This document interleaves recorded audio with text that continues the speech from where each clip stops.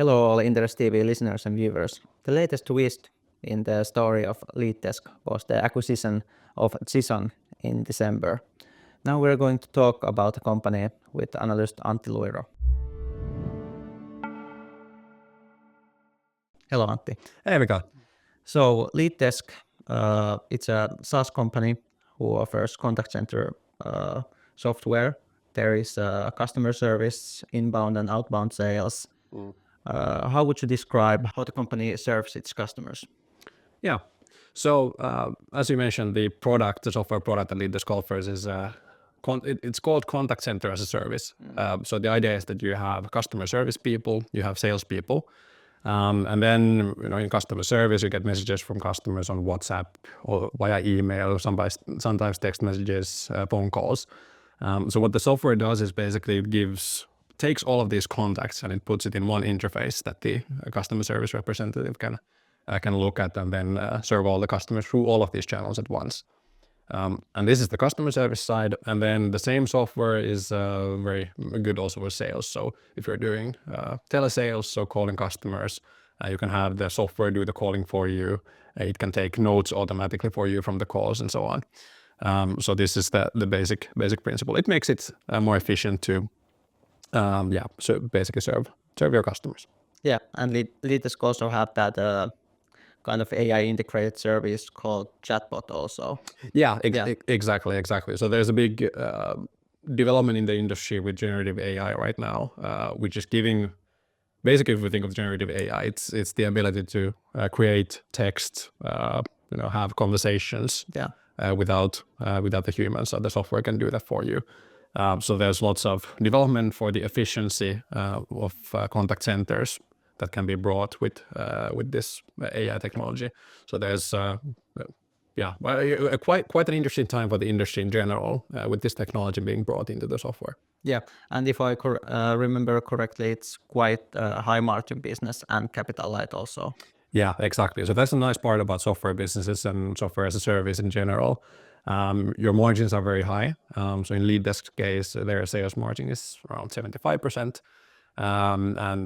They basically the costs are variable costs are quite light. They're mostly paying for tele services, so doing those calls and text messages, and then some infrastructure. But other than that, it's a very high margin business.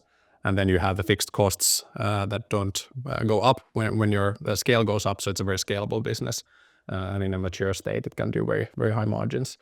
And the cash flow profile is very very attractive as well. So LeadDesk has a negative working capital, which means that customers pay them before the revenue comes in, or slightly earlier. So if you look at the profitability of a business like this, that's actually a very good proxy for the cash flow as well. So it's very very nice business to own from a sort of value creation point of view. Yeah, the latest acquisition of Zisson makes now Norway the largest market for the company. Yeah. So is the focus now on Nordic countries or in the Continental Europe? Yeah, it's a nice milestone to now have Norway as the biggest market for LeadDesk, because they're born in Finland. Of course, they've been going international for a long time, but now with Zisson acquisition, Norwegian market is the largest for the company, so it's a nice milestone. Nordics is the key market for LeadDesk in terms of their current group, and especially for their cash flow generation. So it's a more mature market where a lot more companies have done the cloud transition, so they have software that is delivered from the cloud, which is what LeadDesk is offering. But that also means that there's not so much growth in those markets left. But for LeadDesk, that means that they can get the scale benefits in Nordics quite well. But then for the growth, it's very important that LeadDesk is present in Continental Europe. So especially in the western part of Europe, there's good markets where LeadDesk is present. And I think in general, if you think of the cloud transition, the more south you go in Europe, the less cloud software is being used. So there's still long ways to go in the Continental Europe to increase the share of cloud software like LeadDesk in the market. So there's still a big room for growth over there. So Nordics, that's the bread and butter, that's the home market for LeadDesk, generates cash flow. And then Continental Europe, that's where they can do the organic growth investments and still have plenty of market to take. Yeah. What does the competition and market looks like? Yeah. So like mentioned, it's in the Nordics, it's sort of lower growth and then higher growth in the Continental Europe.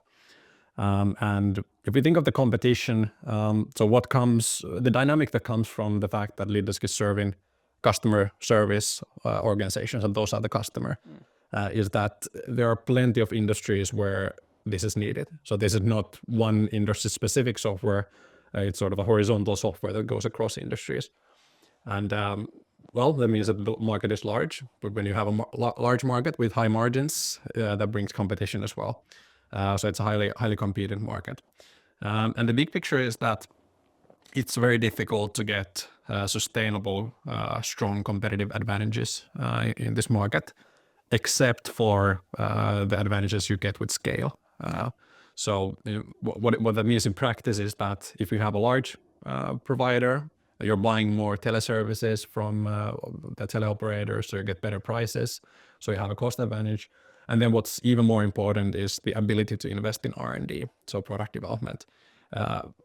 In the past, it was very important to be able to bring all the new social medias and all the new communication channels to the product, so that your product can serve the customer service centers in the best way.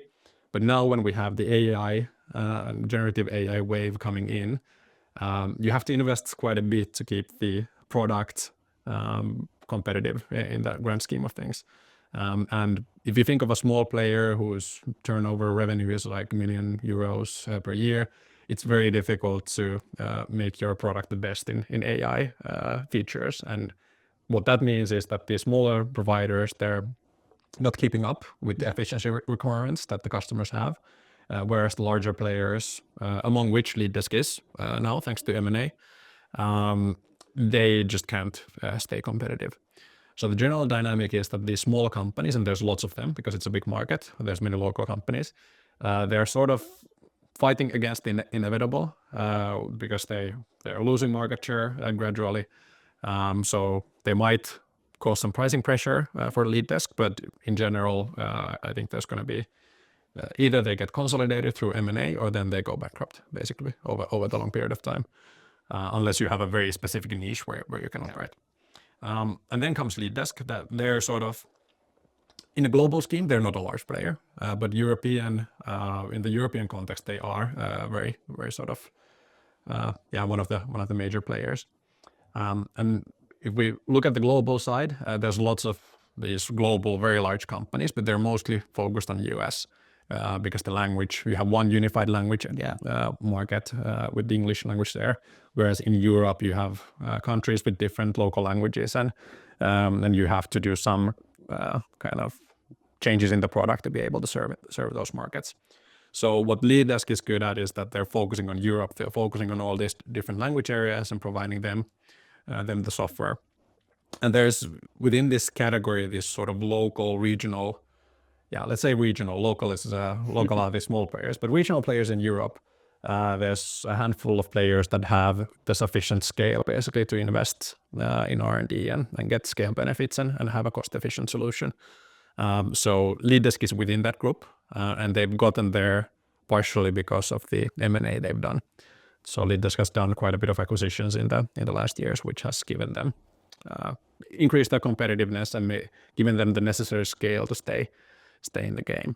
So no strong competitive advantages, I would say, but just the scale that LeadDesk has reached is something that enables them to keep investing and keep the product competitive. So from that point of view, yes, they have a good competitive situation, but obviously they need to keep growing and need to keep making M&A. So they can be one of those larger players in the market that has the investment ability to keep their product as among the best in the market. Yeah. During the last 5 years, the company has made about 7 acquisitions. Yeah. How do you see LeadDesk strategic focus? Is it more on organic growth or instead in the acquisition side? Yeah.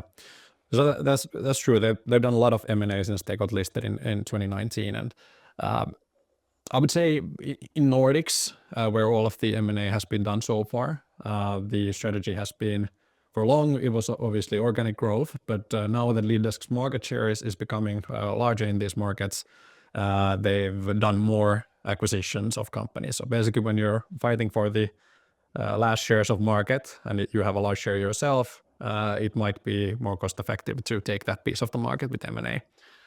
So in Nordics, LeadDesk is sort of, they're doing M&A to get sort of the grow a little bit their market share still, but then the focus there is on profitability and generating cash flows. And then the organic growth, it's still important, especially in Continental Europe, where there's still plenty of room to grow. And they're investing still in organic growth and acquiring the market, because they have a lower market share. There's lots of room to grow organically.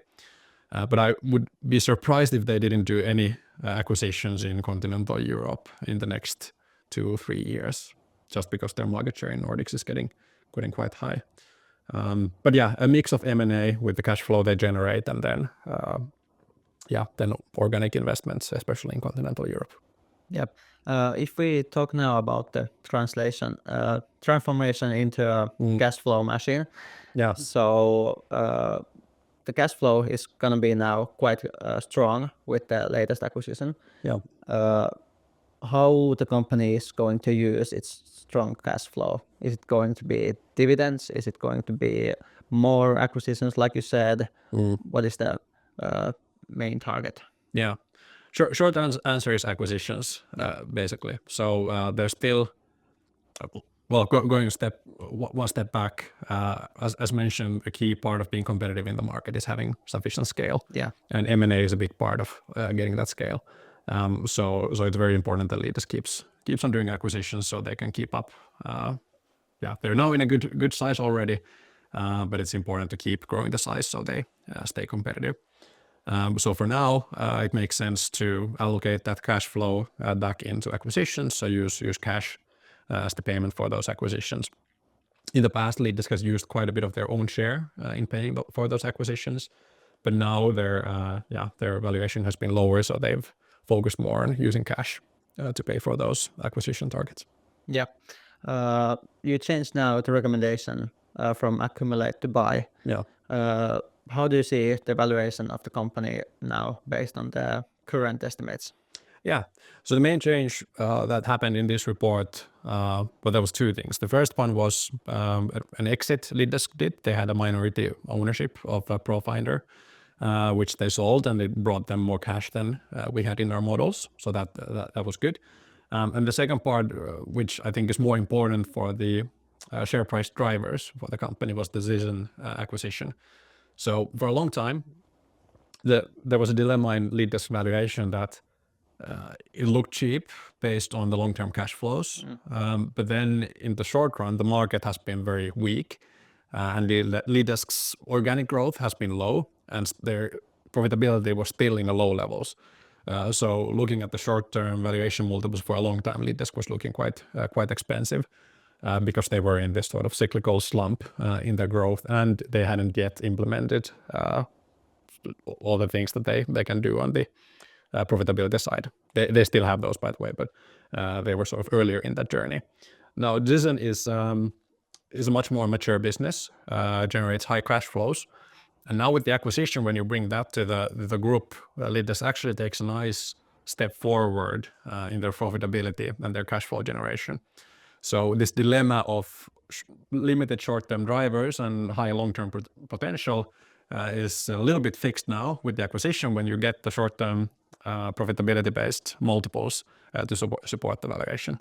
So for this year and next year, the EV/EBITDA multiple for LeadDesk is, this year it's 13 and it's 9 for next year. Yeah. And it's good to remember the LeadDesk valuation or the profitability for 25 is still, it's around 7.5 in our EBITDA margin in our estimates. That's still less than half of where the company should at least get to in the mature state.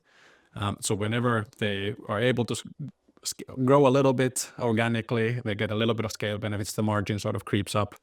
and there's still things to do on the margin for Nordic markets.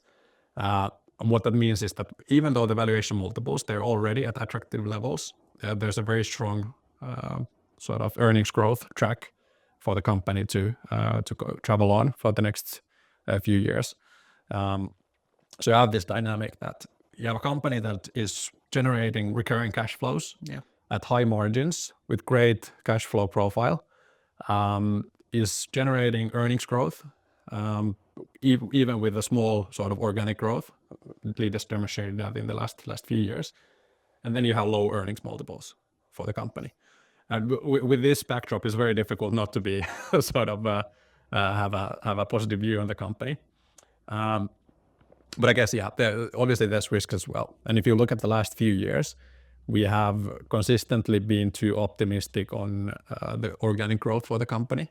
So it is possible that the market remains super weak and there could even be a decline in the economic activity, especially in the Nordics, which are very key market to LeadDesk. And obviously that would slow down the drivers for the stock. So if you get less growth, then the profitability also doesn't move forward. The earnings growth isn't as fast as we're expecting. But why I think that's not an issue is basically because of the cash flows that the company is already generating. So that's the nice part about cash flow. That is, the owners get it regardless of where the stock is going. So it's a nice sort of safe, a supporting line for the valuation in a sense. So my feeling is that the main risks for the stock right now, the negative scenario that is most likely, if that scenario were to happen, would be a more sort of flattish development for the stock. So not as much growth as we're expecting. Earnings growth is a bit lower, so then you don't get sort of a fix to the valuation. But then to see more downside for the stock, I don't see that super likely right now based on the current levels. So basically, something would need to happen something major would need to happen in the economy that would even lead to revenue decline. That would obviously be a driver downwards, or then something in the competitive situation in the market. Maybe that would come from the AI side. So if LeadDesk couldn't keep up in AI development, then obviously their competitiveness could deteriorate and they could start losing market shares. But based on how they've done on that front in the last 2 years, they've already gotten live quite a few features based on generative AI. I mean, it looks like they're on a good track. So if you think of what is the expected return and the risk level for the stock right now, I think it's, at least in our view, the setup is looking very, very attractive. But it's also good to keep in mind that it might take time for the valuation to fix. We've been waiting for a few years on that, and our bet on that has been wrong. So we've had a positive recommendation, and the stock hasn't sort of moved anywhere in a couple of years. But now it looks like the drivers are in a right position with the cash flow profile improving for the company, and that kind of bringing the earnings-based valuation multiples to attractive levels. Yeah, very interesting case. Let's see how it goes. Thank you for the interview. Thanks.